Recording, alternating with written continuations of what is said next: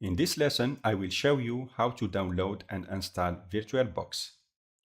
To download VirtualBox, I will just open my browser and type in the URL zone virtualbox.org.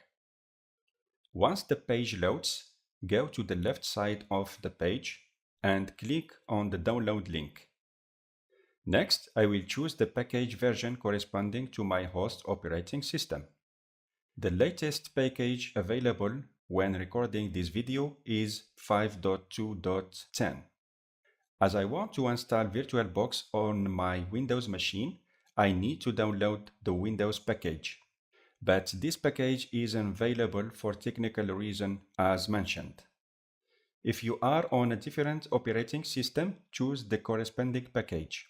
There is packages available for Mac, for Linux, and for Solaris. To download the Windows package, I have to choose an older version. I will scroll down, go to the VirtualBox older builds. I will click on the link. Then I will choose the latest available version, which is 5.2. For this version, the Windows package is available, and I can start the download. Once the download completes, I will run the setup program to start the installation. The installation process is pretty simple. I have just to click Next buttons in the different windows.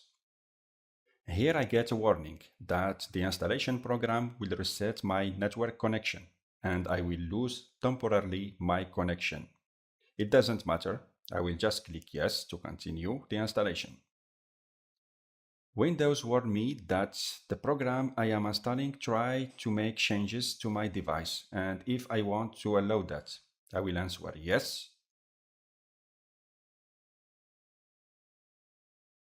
Make sure to install the Oracle Universal Serial Bus and check the Always Trust software from Oracle Corporation.